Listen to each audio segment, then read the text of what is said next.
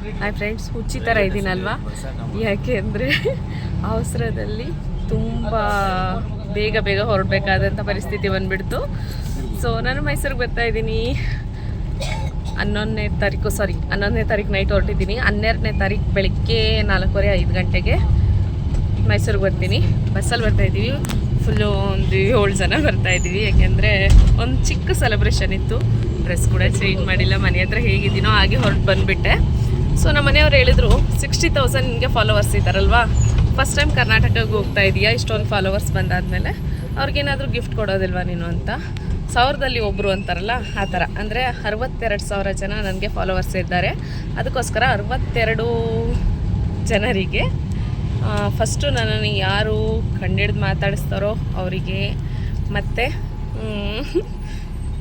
ಅದ್ರ ಜೊತೆ ಸೇರಿಸಿ 62 ಜನಕ್ಕೆ 62 ನಂಬರ್ನ ಸೆಲೆಕ್ಟ್ ಮಾಡಿ ಇಟ್ಕೊಳ್ಳಿ. ನೀವು ಯಾವುದಾದ್ರೂ ಒಂದು ನಂಬರ್ನ ನನಗೆ ಹೇಳಿದ್ರೆ, ನನ್ನ ರಾಕೆಟ್ ರಜನಿ ಚಾನಲ್ನ ಸಬ್ಸ್ಕ್ರೈಬ್ ಮಾಡಿ ಹೇಳಿದ್ರಿ ಅಂದರೆ